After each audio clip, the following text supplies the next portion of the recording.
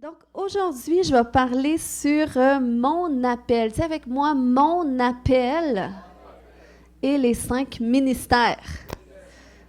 On va voir qu'est-ce que notre appel a en lien avec les 5 ministères que la Bible nous partage. Puis on sait que depuis le début de l'année, on a navigué à travers différents sujets, on a parlé sur l'identité, notre identité en tant que fils et fille de Dieu. On a parlé de l'importance du caractère, comment est-ce que le Seigneur veut nous développer. Puis là, on rentre un peu plus dans cette phase de les dons du Saint-Esprit. Comment est-ce que le Seigneur vient nous équiper pour nous rendre aptes à faire l'œuvre qu'il nous appelle à accomplir. Donc, on rentre dans cette partie-là, puis je trouve que c'est très, très important parce que si on sait que le Saint-Esprit a pourvu des dons pour nous, eh bien, on veut les connaître. On veut connaître ses capacités surnaturelles qui vont nous permettre de faire son œuvre à laquelle il nous appelle.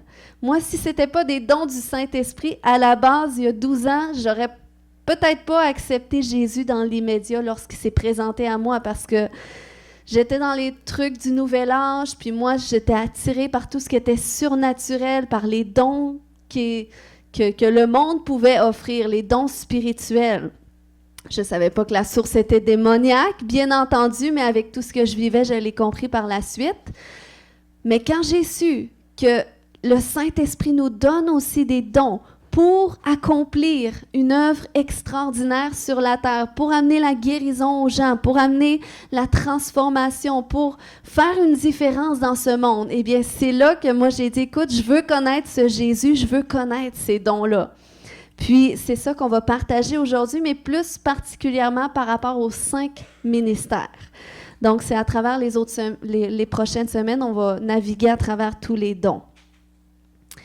Donc, il faut savoir dans un premier temps que les dons que Dieu nous donne, ce n'est pas pour nous-mêmes, mais c'est pour les autres. Puis c'est ce que la Bible dit dans 1 Corinthiens 12, 7. Je suis dans la version Parole vivante aujourd'hui. Ça dit, quand chacun de nous, l'Esprit se manifeste d'une façon particulière, mais les dons qu'il nous accorde nous sont toujours conférés en vue du bien commun. Donc, ça veut dire que les dons qu'il nous donne, c'est pour les autres. Donc, c'est pas pour soi. On peut prier, Seigneur, donne-moi ce don, déverse en moi ce don, active ce don, mais si tu fais rien avec, eh bien, c'est aucune utilité pour ton prochain. Donc, le Seigneur nous équipe aussi en fonction de notre appel. Ensuite, par rapport aux 5 ministères, ça, c'est les dons que Jésus a donnés particulièrement à l'Église de Jésus-Christ qu'on voit dans Éphésiens 4 au verset 11 et 12. La Bible dit dans Éphésiens 4, 11, « Ces dons aux hommes sont variés. Il nous a donné certains frères, ou j'ajouterais sœurs, comme apôtres, d'autres comme porte-parole de Dieu, d'autres comme évangélistes, d'autres encore comme bergers et enseignants. » Et ça dit que tous ces dons ont été accordés pour le perfectionnement des chrétiens, de vous et moi, afin qu'ils soient tous convenablement équipés pour leur service et que chacun soit rendu capable d'exercer son ministère en vue de la formation du corps de Christ. Donc, les 5 ministères, c'est un cadeau que Jésus a fait à l'Église. La Bible nous dit qu'il est monté dans les hauteurs et qu'il a déversé ses dons sur l'Église, qu'il a donné les uns comme apôtres, les autres comme prophètes, les autres comme bergers, les autres comme évangélistes et comme enseignants. Donc, ça, c'est les 5 ministères qu'on voit naturellement opérer à travers l'Église de Jésus-Christ et c'est pour le perfectionnement des saints, de vous et moi. C'est pour notre perfectionnement, pour nous équiper, pour nous rendre matures. Parce qu'on voit aussi un petit peu plus loin, à partir du verset 13, finalement, d'Éphésiens 4, ça nous montre 4 choses que ces dons-là font dans l'Église. Les 5 ministères, ça dit qu'il nous a donné ses frères dans ces 5 ministères pour que nous parvenions à une profonde unité par le moyen de la foi et d'une parfaite connaissance du Fils de Dieu. Donc, c'est pour l'unité des croyants, pour la connaissance de Christ Et ça dit aussi que nous devenions majeurs, ou il y a d'autres versions qui disent matures, pleinement matures, que notre personnalité atteigne son plein épanouissement sur le modèle de Christ et que nous formions tous ensemble cet homme parfait qui constitue la plénitude qui nous vient de Christ. Donc, les 5 ministères servent à l'unité des croyants pour qu'on soit unis sur un même fondement, sur Jésus-Christ, qu'on devienne plus mature, puis qu'on grandisse dans la connaissance de Jésus et qu'on manifeste ensemble la plénitude de Christ. Donc, c'est pour ça qu'ils sont importants. Puis lorsqu'on voit un petit peu plus loin, je ne partagerai pas tout le passage, mais ça montre finalement que les 5 ministères sont là pour corriger les croyants, pour les encadrer d'une certaine façon aussi, pour corriger les fausses doctrines. Ils sont là pour modeler les croyants. Lorsqu'on parle de maturité, on parle aussi de modèle de caractère. Donc ça, c'est à travers ces 5 ministères que le Seigneur le fait. Et ils servent aussi à corriger soit les mauvais comportements, le péché ou tout ce qui empêche de grandir. Ensuite, comme je disais tout à l'heure, c'est les ministères de Jésus, c'est les dons de Jésus.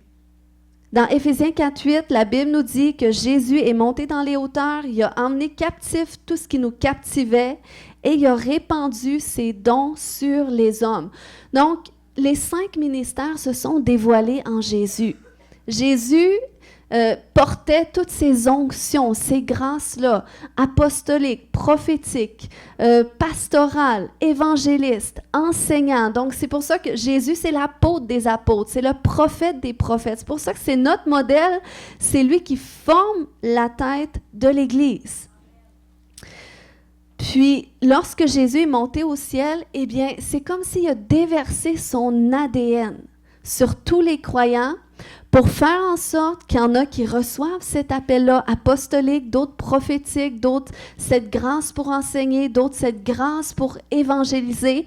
Même si on est appelé un petit peu à naviguer à travers les 5, où on peut retrouver une partie des 5 ADN dans notre vie, eh bien, vous allez voir qu'on a tous quand même une inclinaison qui est plus penchée vers un des 5 ministères. Puis c'est ça qu'on va découvrir ce matin, parce que c'est important qu'on sache qu'est-ce que le Seigneur a mis en nous de particulier, parce que c'est comme ça qu'on va pouvoir le développer, marcher dedans, puis maturer dans cette grâce-là, dans cette onction selon l'appel qu'on a reçu et porter du fruit. Donc, dans Éphésiens 4:7, Jésus, la Bible nous dit, naturellement, cette unité, lorsque la Bible parle d'unité, ça n'exclut pas la diversité. Chacun de nous a son don particulier, celui que la grâce du Christ a décidé de lui accorder selon sa richesse, suivant la mesure où le Christ est devenu une réalité en lui et selon la part qu'il lui donne dans ses œuvres. Donc, vous voyez, la Bible dit qu'on a tous reçu un don. Maintenant, ce matin, je vais expliquer un peu comment est-ce qu'on peut découvrir vers quel ministère est-ce qu'on se retrouve le plus. Puis, il faut savoir que quand tu as un appel dans les 5 ministères vraiment dans l'Église, eh bien, puis je sais qu'ici, c'est pas nécessairement, ça ne concerne pas tout le monde dans le sens que je dirais même qu'il y a peu de gens qui sont vraiment appelés dans l'Église à être dans les 5 ministères. Mettons que tu prends tout un groupe d'une Église, ça va être juste un certain pourcentage qui ont cet appel-là.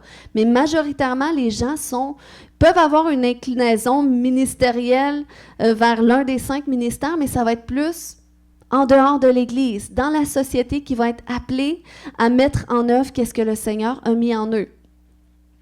Puis, lorsque le Seigneur t'appelle dans un des 5 ministères, bien, avant que tu sois officialisé, mettons, dans ton office ministériel, eh bien, tu vas porter les fruits de cet appel-là. Donc, moi, je sais, quand je suis venue au Seigneur, j'ai su tout de suite que j'étais appelée pasteur, puis quand j'ai vu quelqu'un prêcher, j'ai eu cette conviction-là, puis le Seigneur m'a confirmé, puis le Seigneur a ouvert les portes pour que j'ouvre une église dans une maison.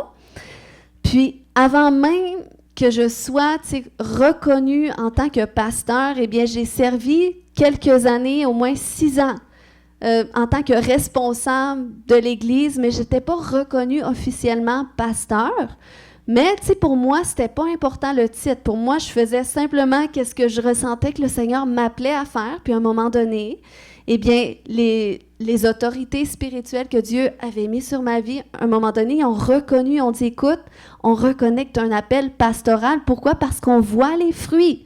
Donc, c'est pas tout. Puis quand je suis arrivée la première fois les rencontrer pour m'associer avec l'Église de Centre, je leur ai certainement dit, je sais que le Seigneur m'appelle à ouvrir une église, puis je savais que j'étais appelée à être pasteur, mais le Seigneur a permis que ça prenne un certain temps, parce que le Seigneur devait aussi, c'était pas tout d'avoir l'appel, d'avoir la grâce de Dieu pour ça, mais il fallait aussi que mon caractère soit modelé.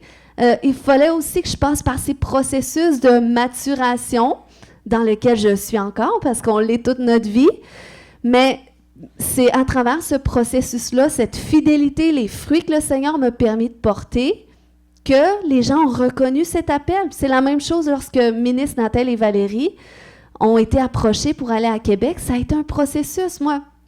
Depuis longtemps, depuis les débuts, je le sais que Nathalie avait cet appel-là, pastoral, mais on ne l'aurait pas mis pasteur tout de suite au début parce qu'il fallait aussi, tu sais, que son caractère soit formé. Il fallait aussi qu'il porte du fruit de son appel, donc qu'il apprenne à servir, quand bien même qu'il n'était pas sous une fonction officielle des 5 ministères.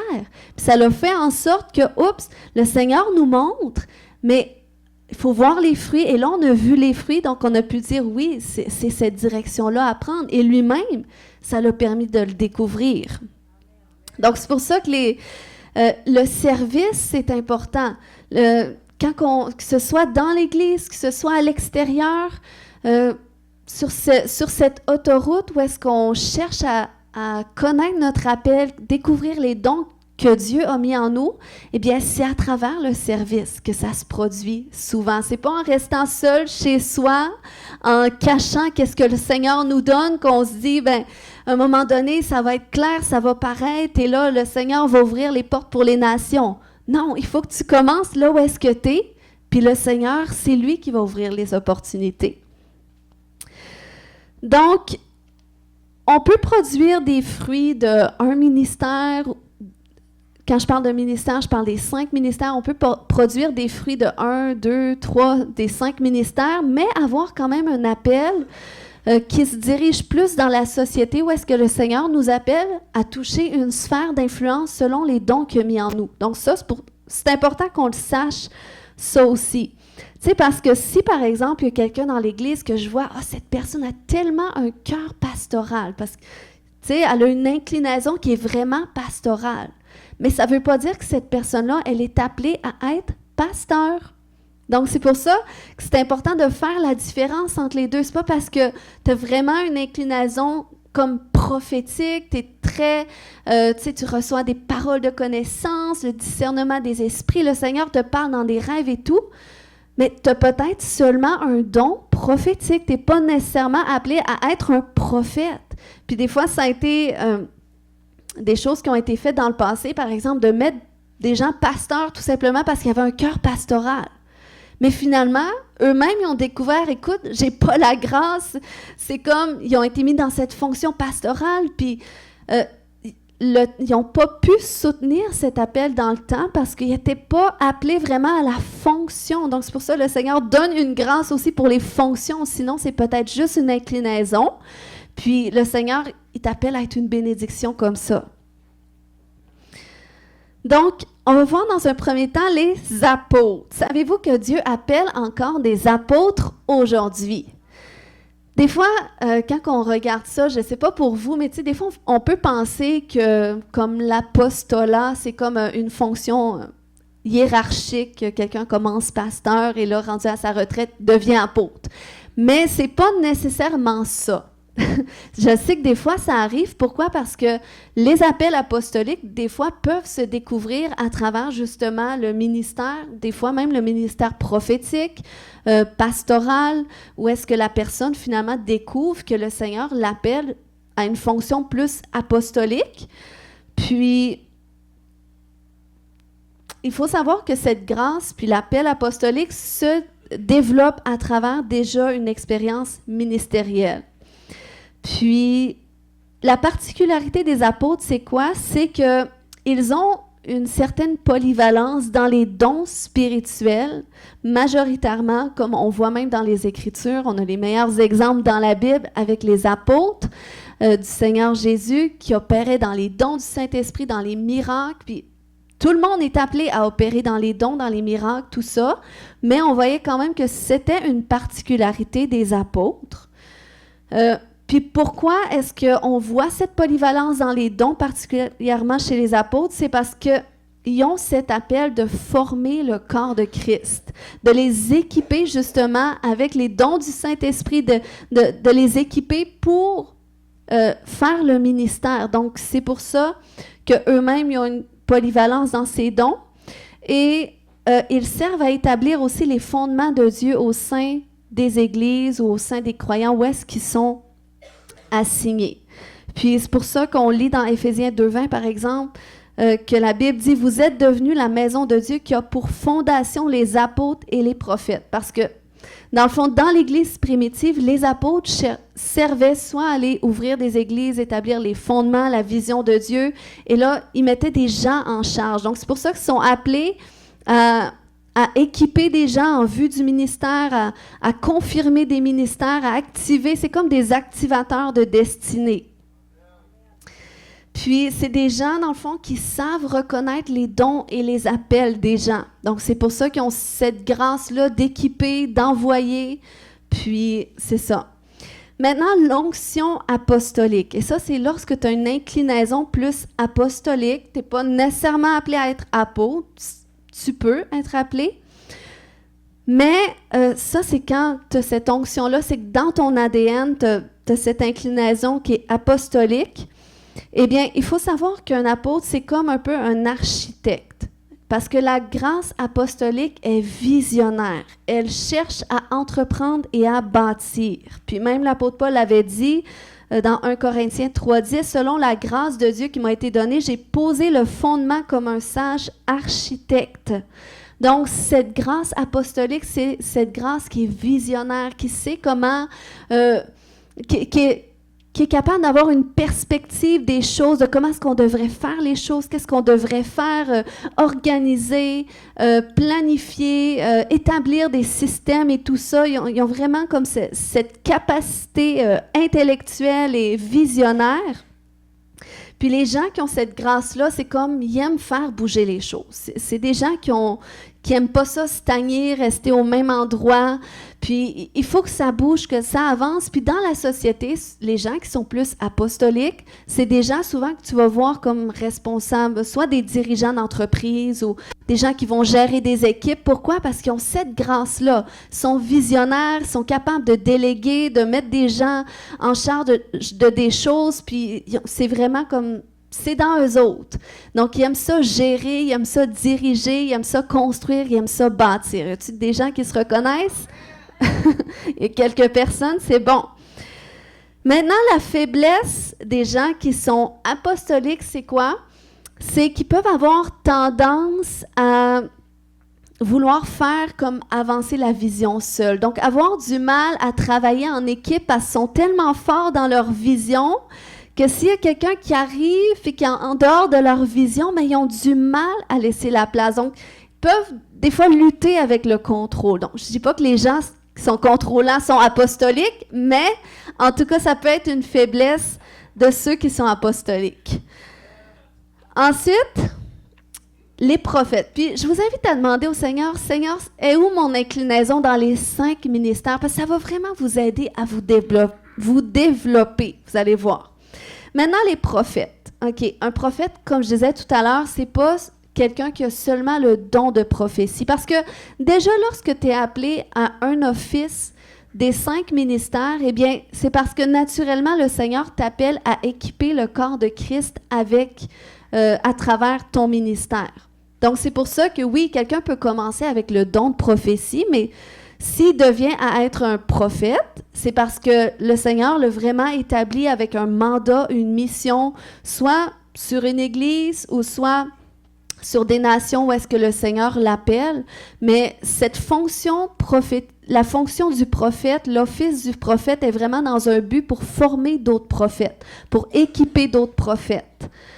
Puis, dans le fond, le prophète, il a la capacité de traduire de manière surnaturelle les pensées de Dieu dans un langage puis un message compréhensible qui peut amener quelqu'un à l'édification, au réconfort, à la direction, à la correction, à l'affirmation ou à la confirmation.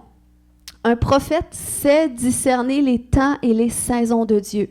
Donc, c'est pas juste quelqu'un qui prophétise tout le temps, puis on reconnaît pas un prophète comme ça. Il faut faire attention. Des fois, on voit des gens qui opèrent dans les miracles, qui sont très forts prophétiquement, mais il faut savoir qu'un prophète, il faut qu'il travaille en collaboration avec une église locale. Il faut qu'il soit dans une église locale, sinon c'est danger quand même, par expérience.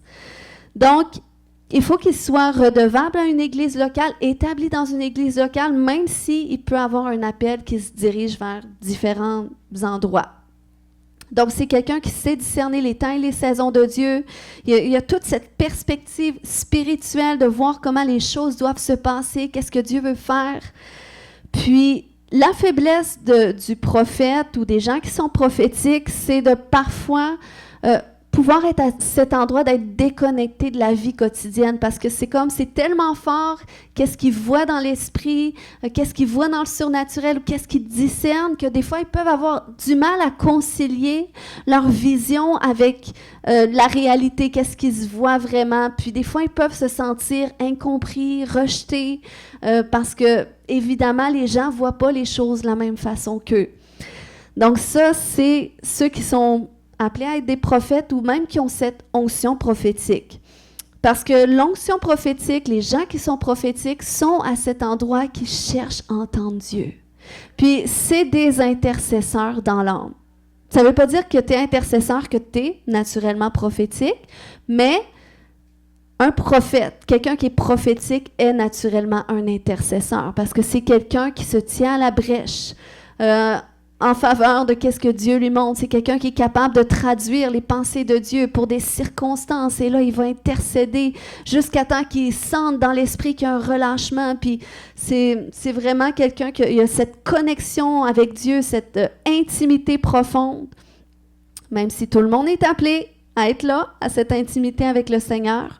Mais c'est des gens qui reçoivent aussi des rêves de Dieu, qui ressentent des choses chez les gens, qui discernent les choses, des gens qui reçoivent des messages de Dieu, puis ils sont capables de discerner, de cerner les personnes derrière les apparences. Donc, c'est un don qui est très utile. C'est pas pour rien, l'apôtre Paul avait dit quoi sur le don de prophétie? Aspirer aux dons les meilleurs, mais surtout celui de prophétie. Donc, c'est disponible pour tout le monde, pour tous les croyants. On est tous de nature prophétique parce qu'on a tous le Saint-Esprit en nous. Mais il y a des gens qui vont être appelés justement, ils vont être plus appelés justement à œuvrer dans le prophétique en fonction de leur appel. Mais c'est un don qui est très utile dans l'Église, même dans la société. Moi, je trouve ça hyper intéressant, ceux qui ont ce don-là, qui utilisent, tu sais, mettons, avec les autorités pour rechercher des enfants qui sont kidnappés ou des choses comme ça. Tu sais, c'est des façons qu'on peut exercer. Tu crois que tu as le don, exerce comme ça. Lorsqu'on voit des annonces là, sur Météo Média, là, commence à intercéder, Seigneur, montre-moi, il est où? Puis on doit pratiquer comme ça. Quand tu sais que tu as l'appel, viens me voir. Viens me voir. J'ai une équipe prophétique. Ensuite, les évangélistes. L'évangéliste focalise sur les âmes perdues. Lui, c'est sa priorité, c'est les âmes qui vont en enfer. Puis, c'est comme lui, c'est un recruteur. C'est quelqu'un qui partage le message avec facilité. Il y a une facilité d'approche et de partage du message. Puis, peut-être, le Seigneur t'appelle là, des fois, tu es peut-être à cet endroit que c'est pas tout à fait à pleine maturité, donc tu as peut-être la misère à partager le message, mais tu as ce feu qui brûle pour les âmes. Toi, c'est comme, tout ce qui t'intéresse, c'est d'aller témoigner de Jésus, c'est d'amener des âmes au Seigneur. Donc ça, c'est ceux qui ont cette inclinaison évangéliste. Puis, l'attaque contre l'évangéliste, ça peut être de se sentir rejeté. Parce que, veut pas, il en vit beaucoup, même s'il aime partager le message, il y a les gens à cœur, ben, tu sais, des fois, il peut se faire refuser souvent. Puis, même au sein de l'Église, les évangélistes peuvent avoir du mal à trouver leur place. Pourquoi? Parce qu'ils trouvent ça difficile parfois de rester assis, écouter un message, quand on pourrait aller dehors puis recruter toutes les âmes qui vont en enfer. Donc ça, c'est un petit peu, je dirais, une attaque ou une faiblesse parce qu'ils ont tellement, leur cœur brûle pour les âmes. C'est leur appel, c'est la grâce qu'ils ont reçue, mais c'est d'apprendre à concilier cette grâce-là avec aussi les autres grâces, les autres ministères qui ont besoin finalement pour leur permettre eux aussi de trouver cet équilibre. Donc ça, c'est les évangélistes. Ensuite, tu as les pasteurs. Donc, le pasteur, c'est un berger, c'est quelqu'un qui donne sa vie pour les autres, c'est quelqu'un qui est dévoué pour les autres, c'est comme... Tu sais, la fameuse expression « t'as le cœur sur la main », là, ça, c'est ceux qui sont appelés soit à être des pasteurs ou qui ont ce cœur pastoral. Puis, c'est comme ces gens-là, ils ont une telle patience envers les gens, ils ont une telle résilience. Puis, tu sais, ils n'ont pas de misère à mettre en pratique ce passage-là de la Bible qui dit « si quelqu'un te frappe sur la joue, tends l'autre ». Tu sais, c'est comme, ils encaissent les coups, puis, mais c'est une grâce, vous savez, c'est pas il n'y a personne qui peut se glorifier d'une grâce de Dieu. C'est un don que Dieu donne, Dieu équipe en fonction des appels, et ça, c'est la grâce qui est pastorale. Puis, la faiblesse des pasteurs, c'est quoi? C'est de devenir tellement débordés qu'ils perdent le fil sur leur propre appel. Parce que des fois, justement, il y a des gens qui aiment la grâce pastorale, qui aiment que le pasteur soit toujours derrière eux. Puis, des fois, ça peut demander énormément au pasteur que finalement, il a du mal à trouver un équilibre dans tout ça. Parce que une autre faiblesse, ça peut être ce syndrome du sauveur, du mal à dire non, parce que les âmes sont tellement importantes, il est tellement généreux de son temps, généreux de l'amour de Dieu en lui, qu'il parvient à oublier ses besoins, mettre des limites, dire non, ou avoir cette difficulté, sinon à dire la vérité, puis être trop dans la grâce. Donc ça, c'est des combats des pasteurs ou des gens qui sont pastorales. Puis l'onction pastorale fait quoi? Fait que tu aimes prendre soin des autres, tu es attentionné, tu es à l'écoute. Écoute, il y en a plein. C'est comme quand tu es pastoral, tu ne peux pas contenir l'amour de Dieu pour toi. Fait que c'est comme il faut que tu l'exprimes à quelqu'un, il faut que tu questionnes les gens, t'aimes écouter. Ce n'est pas des gens qui font plus parler qu'écouter, c'est des gens qui aiment écouter, qui sont là pour leurs prochains, sont dédiés pour les autres. Puis, tu reconnais facilement ces gens. Si tu arrives à l'église, tu ne vas pas bien, va voir quelqu'un qui a ce cœur pastoral, ça va te faire du bien. Ensuite, les enseignants. Ça, c'est ceux qui sont passionnés d'apprendre, de lire, d'étudier. Tu sais, les gens de livres sur deux pattes, là, tu leur poses une question, puis ils sont capables de tout t'expliquer. Ou tu sais, les gens qui ont... C'est vraiment une grâce particulière. Moi, c'est pas... Ma première grâce, l'enseignement, c'est vraiment quelque chose qui me sort de ma zone de confort, que je repose pleinement sur Dieu, mais l'équipe selon les appels.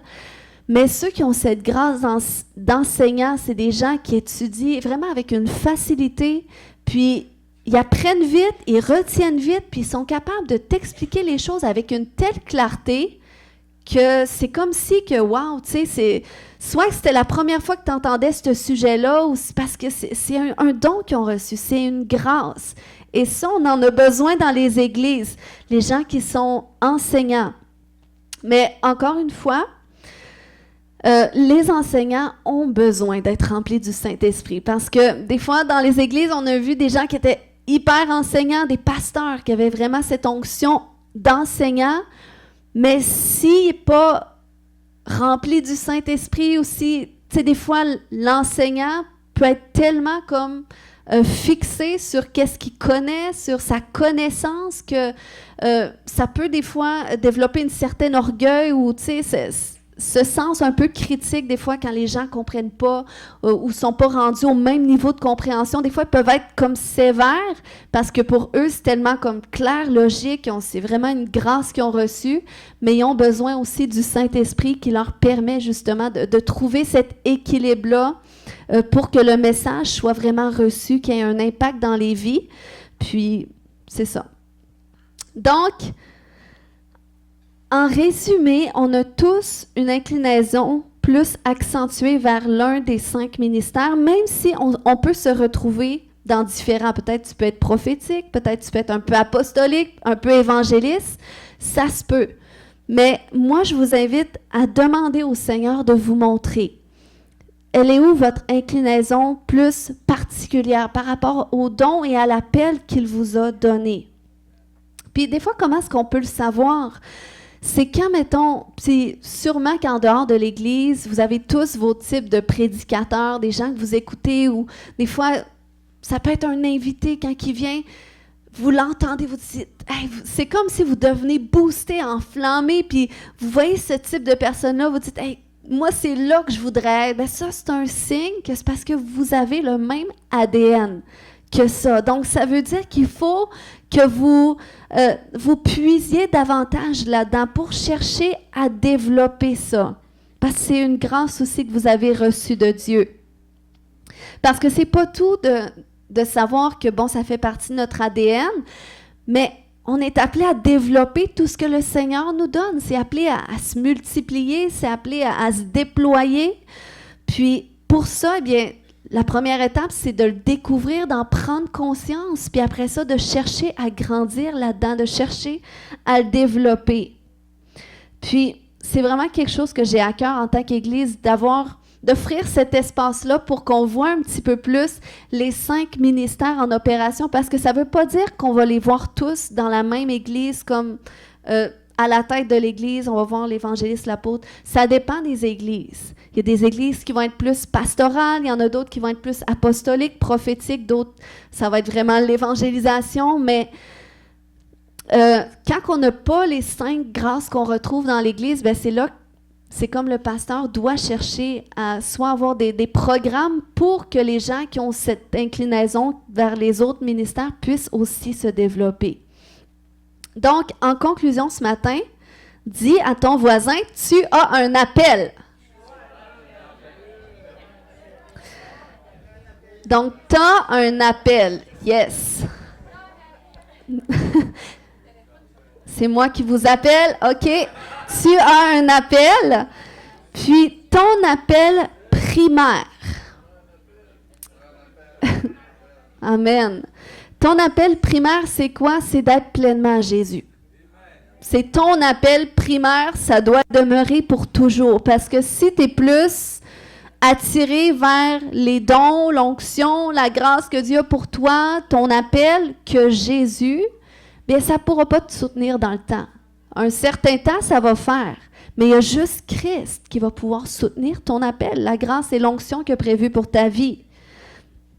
Donc, c'est pour ça que même dans Éphésiens 4:7, comme j'avais lu tout à l'heure, ça dit « Chacun de nous a son don », mais vous voyez un petit peu plus loin, « suivant la mesure où le Christ est devenu une réalité en lui. » Donc, ça suit la même mesure. Donc, ton don prend de l'expansion aussi à travers ta relation intime avec Christ. Donc, c'est pour ça que c'est ça le plus important. Tu dois être à cet endroit de poursuite quotidienne de Jésus. C'est vraiment la base de toute chose. Quand tu cherches le Seigneur, quand tu veux que le Seigneur soit au centre de ta vie, tu veux grandir dans ses voies, tu veux le connaître, mais il va t'amener aussi à cet endroit de te découvrir en lui aussi, de découvrir les particularités qu'il a mis en toi. Puis moi, ça a tellement été un long cri du cœur à un moment donné de ma vie chrétienne en tant que ministre de l'Évangile, où est-ce que je réussissais pas à me retrouver dans les grâces que je pouvais voir, tu sais, qui pouvaient être des modèles dans ma vie. Tu sais, ou même par rapport à l'Internet, on a accès à beaucoup, les gens qui sont là, qui font une influence depuis plusieurs générations, mais je réussissais pas à trouver ma place, à trouver, tu sais, un exemple dans qu'est-ce que le Seigneur m'appelait. Puis j'ai tellement crié longtemps vers Dieu pour ça. Seigneur, montre-moi à quoi tu m'appelles. Je sais que tu m'appelles à être pasteur, mais tu as sans doute mis quelque chose de plus sur ma vie. Comment est-ce que je suis appelée à exercer le ministère pour toi? Puis j'ai longtemps, je priais à Dieu, puis j'ai pleuré, j'ai fait toutes les prières pas possibles. À un moment donné, Dieu a envoyé quelqu'un sur mon chemin pour me confirmer cette grâce qu'il avait mise sur ma vie par rapport à la délivrance, par rapport à marcher dans la puissance pour amener la libération aux captifs. Puis, quand j'ai eu cette confirmation, 2 semaines après, c'est là que mon ministère de délivrance a décollé. Donc, si c'est 2 semaines après que c'est arrivé, c'est pas parce que j'ai sauté des étapes, mais c'est parce que ma fondation en Christ, elle était solide. Je n'étais pas parfaite, je ne suis pas parfaite encore. J'avais des combats, j'étais tourmentée à des endroits. Moi-même, j'ai eu besoin de mon propre ministère que j'ai commencé à exercer sur les autres. Mais ma quête de Dieu, elle était solide, elle était constante, elle était sincère. Quand tu as cet endroit de sincérité, c'est le Seigneur qui fait le reste. Mais quand c'est authentique, puis c'est constant, que tu cherches le Seigneur, que tu grandis dans ton amour pour Dieu. Et c'est ce qui bâtit ta fondation. Puis, ça faisait en sorte que là, j'étais un vase, j'étais vide. Puis là, quand j'ai su que, ça, c'est l'onction que Dieu a prévue pour moi, bien, j'étais prête. Pourquoi? Parce que j'avais passé à travers tous les tests, même si on n'a jamais fini des tests, mais à cette partie-là de ma vie, et là, le Seigneur a déversé et lui-même, il a ouvert les opportunités. Donc, c'est pour ça que c'est vraiment notre appel primaire, c'est d'être à Christ. Donc, tu as un appel, dis à ton voisin, tu as une onction. Une onction, c'est une grâce de Dieu. Tu as reçu une grâce de Dieu. C'est les dons de Dieu, c'est l'action du Saint-Esprit qui se manifeste par des pouvoirs extraordinaires à travers de toi. Puis cette onction prend forme dans ton lieu secret avec Jésus. Des gens qui courent après l'onction, ils vont tout voir les prédicateurs au loin qui ne peuvent pas, ils disent hey, « posez-moi les mains ». Il y a des transferts d'onction qui se font comme ça, mais c'est pas tout. Tu as une responsabilité avec, tu dois continuer de maturer dans cette onction, puis c'est vraiment dans ton lieu secret avec Jésus que ça se produit. Puis, un autre modèle biblique qu'on voit pour le transfert d'onction, là où est-ce que l'onction prend forme sur la vie de quelqu'un, c'est à travers la relation. C'est ça. Lorsque l'onction sur la vie de quelqu'un prend forme pour un appel ou un ministère particulier, c'est à travers la relation, mais la relation en lien avec les gens qui ont reçu eux-mêmes cette onction, des ministres de l'Évangile. Donc, c'est pour ça que c'est pas juste de courir vers un prédicateur loin. Quand tu te bâtis dans une église où est-ce que les différentes onctions du Saint-Esprit sont en opération, eh bien, dans le fond, tu peux venir puiser dans ces onctions-là. Puis, c'est tellement important, des fois, on ne réalise pas cette puissance-ci. Il y a une puissance à travers notre relation avec Dieu. On sait comment Dieu, c'est un Dieu de relation. Il y a une puissance à travers les relations de mariage, homme-femme, les relations familiales. Comment est-ce que, tu sais, c'est puissant, c'est important la relation, mais c'est ça aussi dans le corps de Christ. On est appelés à être en relation les uns avec les autres, à être attachés tous au corps ensemble. Mais il y a aussi cet endroit-là où est-ce qu'à travers la relation comme ça, eh bien, l'onction peut se transférer. On voit un exemple avec Moïse. Tu sais, lorsque Moïse, Dieu avait répandu son onction, l'onction qui était sur la vie de Moïse, Dieu l'a pris et l'a déversé sur 70 autres personnes. Vous l'irez voir dans Nombre, je crois que c'est dans Nombre 11. La Bible nous dit que Dieu avait dit à Moïse, choisis 70 hommes. Donc, il devait choisir lui-même des hommes de confiance, des hommes que lui-même allait discerner que, OK, eux, ils ont cette capacité-là de porter l'appel. Ils ont cet appel-là tel que moi à diriger, à gouverner. Donc, je peux leur faire confiance parce que j'ai une relation avec eux. Donc, vous voyez l'impact lorsque tu es au bon endroit. Tu sais, c'est la même chose, le fait que je sois avec l'Église, le centre. Il y a des fois, dans mon immaturité, des fois, j'ai pensé peut-être que ça pouvait me bloquer, tu sais, d'être trop encadré dans une vision, mais tu sais, c'est pas le cas du tout, parce que même si on est associé avec l'Église de centre, ils ont vraiment comme cette liberté-là du Saint-Esprit, que le Seigneur a des visions pour chaque endroit, pour les campus. Mais à un certain endroit de ma vie, je me demandais si ça me bloquerait pas d'être rattaché, tout ça, mais non, au contraire, ça débloque la grâce de Dieu, ça débloque l'onction aussi, le prix de l'onction qu'eux ont payé avant moi. Eh bien, c'est accessible pour moi, puis j'en vois les fruits. Donc, il y a vraiment un impact lorsqu'on est ancrés ensemble.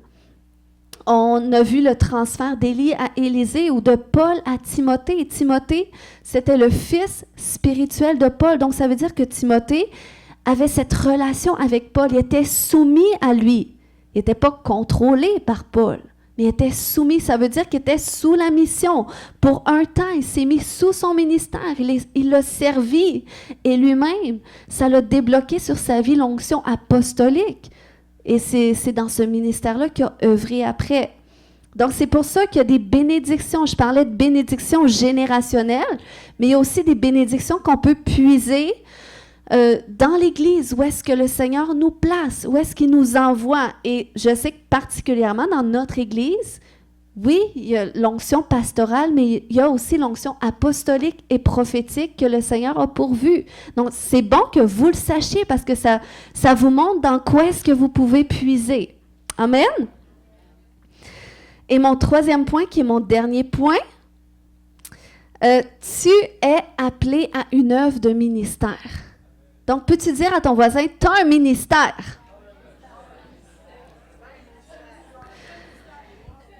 Vous êtes tous appelés à une œuvre de ministère particulier. Pourquoi? Parce que le Seigneur veut faire une différence à travers de vous. Moi, il ne peut pas le faire juste à travers de moi. Je n'ai pas assez de temps, puis je peux pas. Je peux juste pas aller partout à la fois dans vos familles. J'aimerais ça, avoir le temps d'aller évangéliser vos familles, votre quartier, mais je peux pas le faire. Le Seigneur vous a placé dans des endroits parce qu'il veut vous utiliser. Puis ça commence à cet endroit où est-ce que tu dis, Seigneur, ouvre les portes. Seigneur, ouvre les portes pour que je puisse faire une différence. Selon la grâce qu'il a mise sur votre vie, selon cette inclinaison apostolique, prophétique, pastorale, évangéliste. On est appelé à être dans les 5 parce que Jésus porte les 5 onctions et c'est Jésus-Christ qui vit en nous. Amen. Donc, on est appelé, c'est pour ça qu'on ne doit pas non plus, des fois, évangéliste à évangéliste, il se booste, prophète à prophète, on prophétise, apôtre à apôtre, on bâtit, mais le Seigneur nous appelle à nous entourer de toutes les grâces. Parce que c'est comme ça qu'on va trouver un équilibre et qu'on va se développer aussi. On a besoin des 5 grâces, puis on a besoin de s'entourer des gens qui sont différents de nous.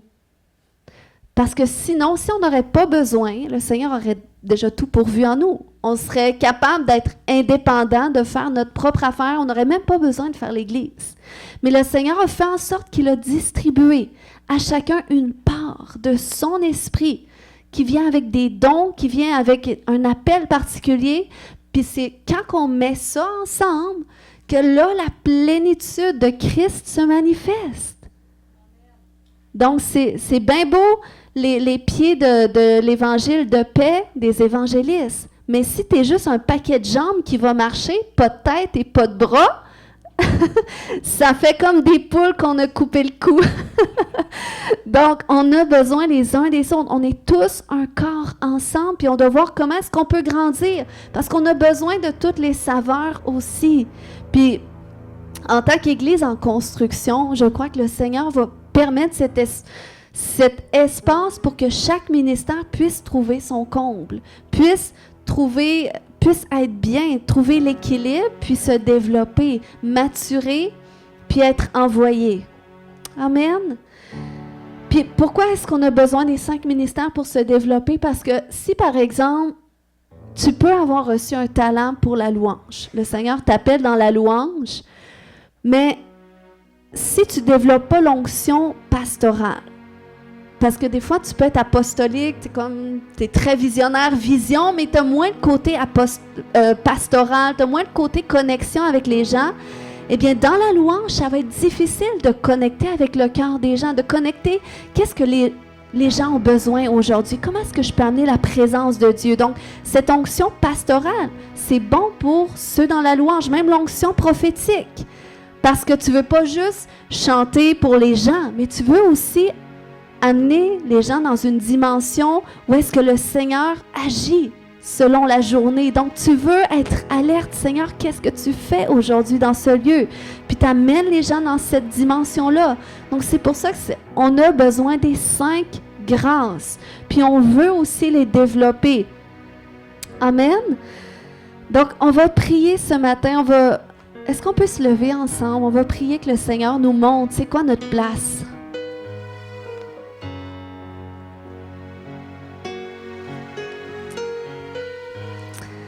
Amen. Seigneur, je te remercie pour ta parole, Seigneur. Je te remercie. Seigneur, tu ne nous as pas laissés orphelins, mais tu nous as donné ton esprit, l'Esprit Saint. Je te remercie, Saint-Esprit, que tu vis en nous. Que tu vis en nous. Tu nous as été donné non seulement pour nous faire naître de nouveau, mais aussi pour nous imprégner de ta personne et nous donner aussi des pouvoirs extraordinaires pour manifester le royaume de Dieu. Et Seigneur, je prie que les grâces que tu as pourvues pour chacun de tes enfants, Seigneur, je prie que ces grâces prennent forme et qu'elles commencent à prendre forme dans ce lieu de révélation, dans ce lieu où est-ce que tu leur montres. Puis vous savez, les grâces que le Seigneur nous donne peuvent varier en fonction des saisons. Fait que c'est pour ça qu'on doit être à cet endroit où est-ce qu'on cherche toujours Jésus. C'est notre base, c'est notre premier appel. Et dans la saison où est-ce que tu dis, Seigneur, peut-être dans cette saison de ma vie, j'étais beaucoup tournée vers les gens, j'étais très pastorale, je prenais beaucoup de temps pour ça, mais là, peut-être tu m'appelles plus à un lieu d'évangélisation ou à un endroit, peut-être plus de bâtir quelque chose, de mettre quelque chose sur pied, de regrouper des gens. Donc, Seigneur, on veut être à cet endroit d'ouverture, Seigneur. On ne veut pas te mettre dans un cadre où est-ce qu'on a reçu quelque chose et ça s'arrête là. Non, Seigneur. Ta grâce est infinie, puis elle peut se manifester de façon infinie en nous. Et c'est pour ça qu'aujourd'hui, Seigneur, en dépit de tout ce qu'on a acquis à travers les années, en dépit de tout ce qu'on connaît, en dépit de toutes les paroles prophétiques, même peut-être qu'on a reçues dans le passé, mais qu'on n'a jamais vu s'accomplir, parce que peut-être, est-ce que c'était ça que tu avais pour nous, Seigneur? Donc, on veut tout mettre sur l'autel. Est-ce que tu peux mettre tout sur l'autel aujourd'hui? Et pendant que tu mets tout sur l'autel, est-ce que tout le monde a déjà fait de Jésus-Christ son Seigneur et son Sauveur personnel? C'est vraiment la première étape. Si tu dis, moi, je veux être sûr d'être sauvé, d'avoir donné ma vie à Jésus, puis après ça, oui, je veux découvrir mon appel, mes dons. Donc, on va prier ce matin. Si tu n'as jamais donné ta vie à Jésus, faites cette prière avec moi. Tu dis, Seigneur Jésus, je te demande pardon pour tous mes péchés. Viens dans mon cœur. Viens dans ma vie. Je t'accepte aujourd'hui comme Seigneur et comme Sauveur. Amen. Tu es sauvé, c'est fait. Donc, Seigneur, aujourd'hui, oh Seigneur Dieu, tu vois tes enfants, tu vois là où est-ce qu'ils sont rendus, la saison où est-ce qu'ils sont. Mais Seigneur, tu vois aussi les combats, les difficultés qu'ils ont traversées, Seigneur Dieu. Tu vois les tests qu'ils ont eus, les épreuves, Seigneur Dieu. Mais je crois que c'est une saison où est-ce qu'il y a certains morceaux que tu veux recoller aussi dans les vies. Je crois que c'est une saison où est-ce que il y a pour certains qui doivent tourner la page sur certaines choses pour rentrer dans ce nouveau chapitre avec toi, pour donner naissance à qu'est-ce qu'ils doivent donner naissance à cette nouvelle saison. Et Seigneur, c'est ce que je veux prier aujourd'hui, Seigneur Dieu. Je prie, Seigneur Dieu, que tu amènes tes enfants parfaitement là où est-ce qu'ils doivent être, Seigneur Dieu. En dehors du délai, en dehors, Seigneur Dieu, des chemins qui sont pas selon ta volonté, Seigneur Dieu, et que tu leur révèles à l'instant, Seigneur Dieu, là où est-ce que tu les appelles à œuvrer pour ton royaume? Qu'est-ce que tu les appelles à faire, Seigneur Dieu? Qu'est-ce que tu les appelles à faire? Tu sais, des fois, peut-être, c'est juste de prendre la décision dans ton cœur, ben moi, je vais m'ancrer dans la maison de Dieu. Je sens que pour l'instant, c'est juste ça que je dois faire. Mais le Seigneur va te montrer après la suite. Donc, Seigneur, je te remercie. Je te remercie, Seigneur, que tu confirmes les prochaines étapes. Puis je déclare et je décrète que l'onction que Dieu a pourvue pour ta vie prend forme. Que l'onction apostolique, alléluia, Seigneur, j'ai activé les onctions ce matin. Pour que ce soit clair à ceux qui se disaient, ben, je ne sais pas, je suis lequel. Ben, tu es peut-être les deux. J'ai activé l'onction apostolique, l'onction prophétique, l'onction pastorale, l'onction d'évangéliste, l'onction d'enseignant. Oh oui, Seigneur Dieu, j'ai activé ces onctions, Seigneur, afin qu'elles prennent la plénitude de la forme qu'elles doivent prendre dans cette saison. Dans le nom puissant de Jésus-Christ, Seigneur, je prie que ces onctions prennent forme. Je prie que ces onctions prennent forme, Seigneur Dieu. Alléluia, Seigneur, tu ouvres les perspectives, Seigneur Dieu. Les perspectives de ceux qui sont apostoliques. Je déclare des nouvelles visions. Je déclare des nouveaux territoires d'impact dans le nom de Jésus. Je déclare des nouvelles stratégies qui viennent. Alléluia, pour ceux qui sont prophétiques. Je déclare des nouvelles visions. Je déclare des nouvelles visions. Alléluia. Je déclare un niveau plus élevé de révélation, de discernement. Alléluia, Seigneur, merci. Merci que tu oins, Seigneur Dieu. Alléluia, Seigneur, je veux déclarer un nouveau niveau, un niveau plus élevé de discernement, de révélation, de rêve, Seigneur Dieu. Peut-être qu'elle a eu cette saison où est-ce qu'elle discernait beaucoup l'activité démoniaque. Mais Seigneur, tu l'amènes à cet endroit de discerner d'abord l'activité du Saint-Esprit. Qu'est-ce que toi tu fais, Seigneur Dieu? Oui, peut-être en fonction de qu'est-ce que l'ennemi voudrait faire, Seigneur Dieu. Je vais activer cette autorité qui vient avec l'onction prophétique. Ce matin, reçois dans le nom de Jésus. Koremaya shante, koya shotomarekete. J'ai arraché ce mal maintenant dans ton dos. Je lui commande de disparaître au nom de Jésus. Je brise le pouvoir de ce mal jusqu'à la racine. Tu sèches et tu disparais maintenant. Esprit d'infirmité, tu quittes maintenant son dos dans le nom de Jésus. Amen. Sois guéri maintenant. Alléluia. Alléluia. J'aimerais prier pour ma sœur Mona. Es-tu là, Mona? Au fond. Je veux prier pour toi, Mona. Tu sais, je t'ai vu dans mes rêves cette semaine. Je veux te partager qu'est-ce que je t'ai partagé dans un songe.